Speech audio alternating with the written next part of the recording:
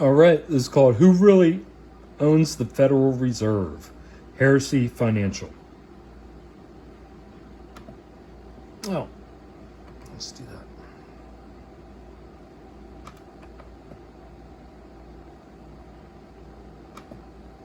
In the year 1910, a secret meeting between some of the world's most powerful private men took place on the secluded island of Jekyll Island. This is where the idea and the plan to form the Federal Reserve was hatched. 1910, they formed the top men in the world formed the Federal Reserve. Meeting was so secretive that they did not even admit this meeting happened until the 1930s. And they didn't even admit it till the 30s, guys. Okay, this shit goes on constantly. And everybody knew, but they just want to admit it. They don't admit shit. If you're waiting for your experts to admit that they're the ones fucking you, you're going to wait till the day you die. If you wait for your abusive authority figure to admit that they're fucking you, you are never going to fucking get it. Now, given the fact that today the Federal Reserve is number one, the most powerful economic decision maker in the world. The Federal Reserve is the most powerful economic decision maker in the world. It was created in secret by the top hustlers of the time back in 1910 who completely denied what they did for over 20 years. Number two is not a company. Number three is not a... It's not a company. It's not a federal agency. Federal agency either. And number four is not accountable to either shareholders or to voters. It's not accountable to shareholders or voters.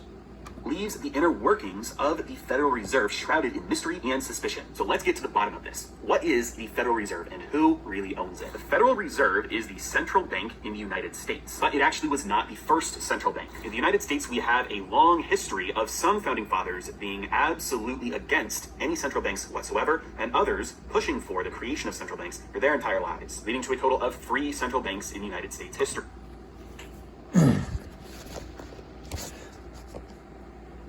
One of the largest opponents to a central bank in the United States was none other than Thomas Jefferson. Thomas Jefferson was extremely opposed to central banking. One spurious quote attributed to Thomas Jefferson is that if the American people ever allow private banks to control the issue of their currency, first by inflation, then by deflation, the banks and corporations that will grow up around them will deprive the people of all property until their children wake up homeless on the continent their fathers conquered. Now, doesn't that sound familiar?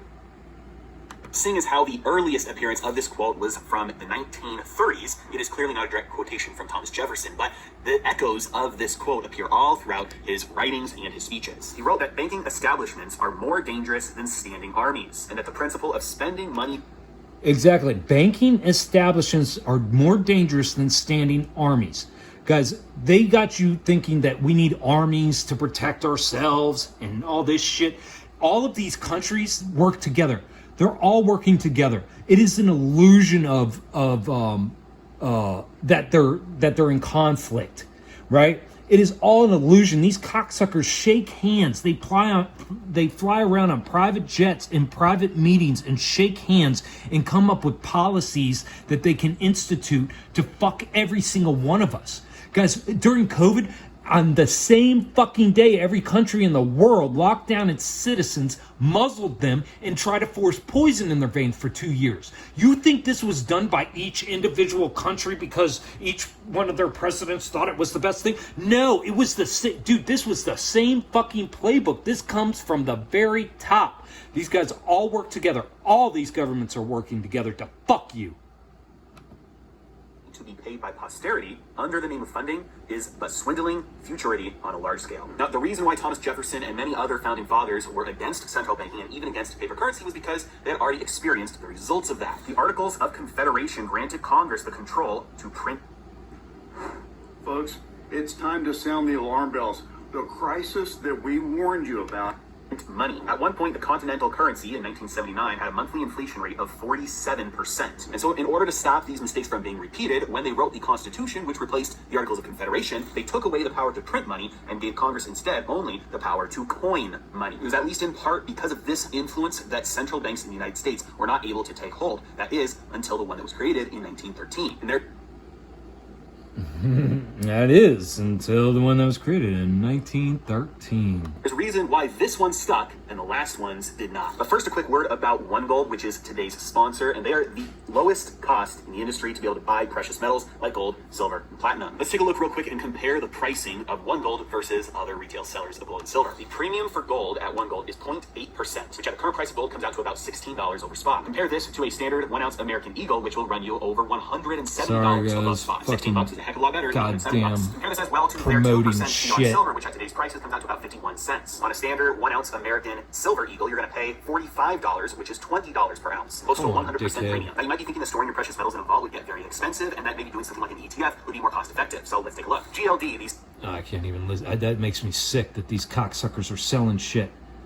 They're giving you information, but then they want to throw in, look, he's giving you all this fucking great information, then he's going to fucking sell you shit.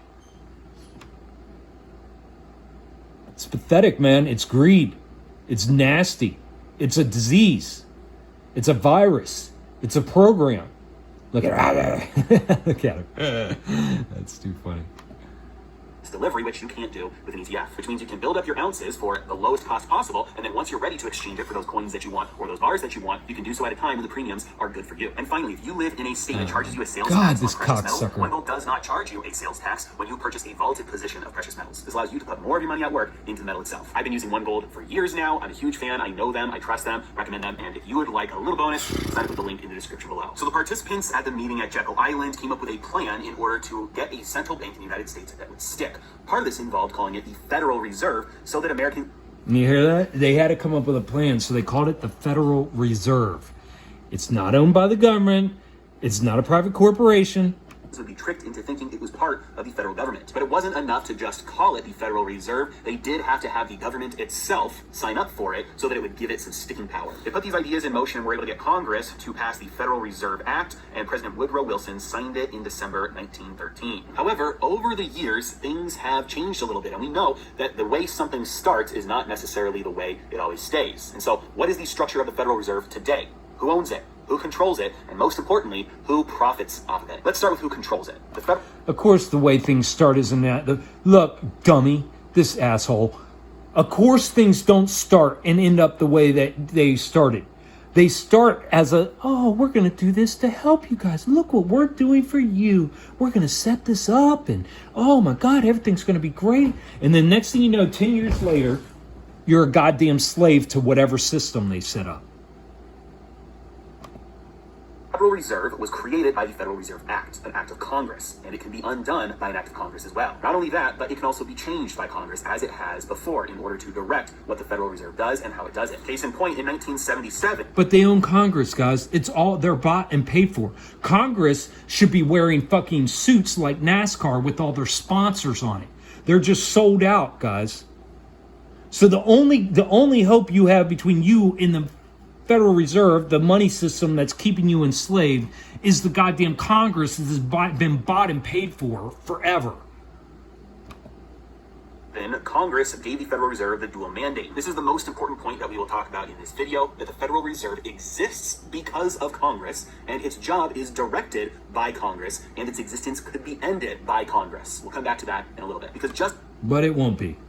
It won't be, because they're bought and paid for. It's a good old boys club. What does George Carlin say? And you're not in it. Because an entity is ultimately subject to another entity doesn't mean that that other entity dictates every little thing it does. Congress does not dictate every little thing that the Federal Reserve does, especially its most important day-to-day, month-to-month, year-to-year actions, which is governing monetary policy. Monetary policy includes two main things, which is the Federal Reserve balance sheet and interest rates. And we'll stop there. So yeah, that's just a real quick one. If you guys want to finish that, who really owns the Federal Reserve? Heresy Financial. I don't really care for this guy. He's obviously all about fucking money. But that's what it is.